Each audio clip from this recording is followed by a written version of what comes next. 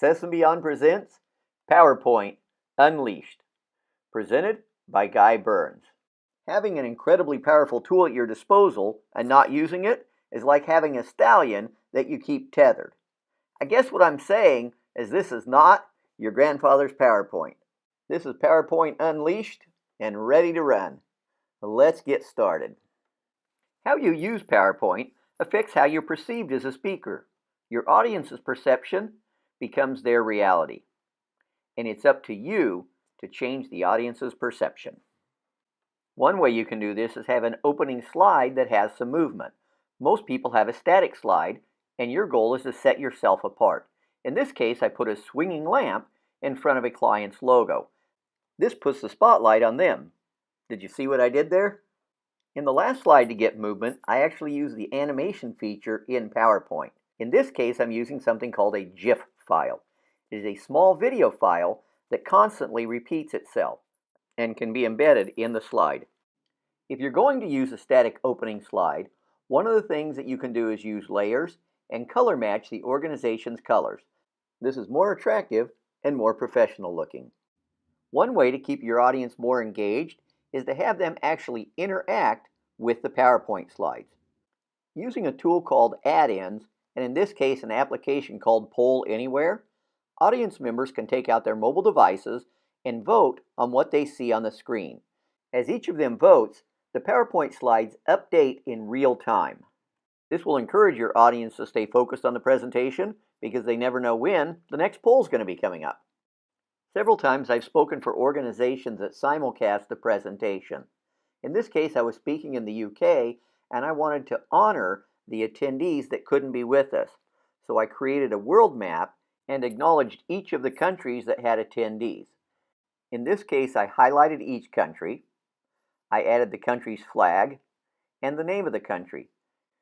As you can see, we had the United Kingdom, Ireland, the United States, Canada, Australia, New Zealand, and Malaysia on the simulcast. This way, each person was acknowledged even though they couldn't be with us live. Another way to stand out is to interact with the screen.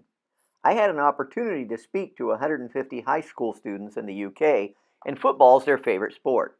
Several times I had a little soccer ball appear on the screen and interrupt my presentation. Depending on where it was, I would reach up and bat it away, or if it was down low, I might kick it away. The kids laughed, and it made the presentation more memorable. In this next section, we'll explore the use of frames. If you were making a point about embracing the new while still honoring the old, a picture of most cities in Europe might make a good point. This picture from Brussels shows a newer building right next to older buildings, and it could be used to make your point. It may drive the point home better, though, if you started with the picture desaturated in black and white, then brought in a frame to colorize the picture. In this case, I've used an iPad. When your audience never knows what's going to happen next, there's a better chance of them staying engaged because they don't want to miss anything.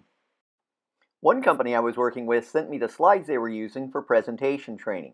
There are several challenges with this slide. It's wide and glaring, has several boring bullet points, and the logo is in the upper right-hand corner. If you're going to put your logo on each slide, I suggest the lower right-hand corner, saving the top of the screen for the most valuable information.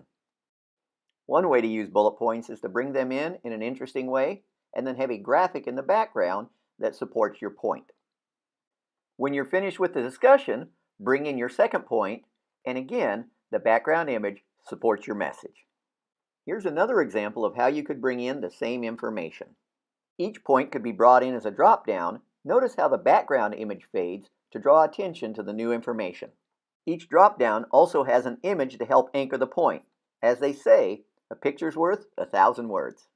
Once you've finished with the overview, you could go into detail on each of the points, bringing them in as quickly or as slowly as you need to cover the information.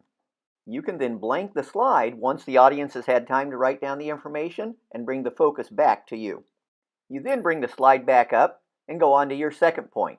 Depending on the length of the point, you may want to blank it again, or you may want to go on to the third point. After you finish your discussion of motivate, you go on to inform. And again, you can bring the points in as rapidly or as slowly as you need to to cover the information that you would like your audience to take away. So you can see when PowerPoint is unleashed, your presentations will be more professional, valuable, and memorable. If you'd like more information to learn how you can work with Guy Burns to improve your slide deck or bring him to speak to your organization, go to PowerPointunleashed.com.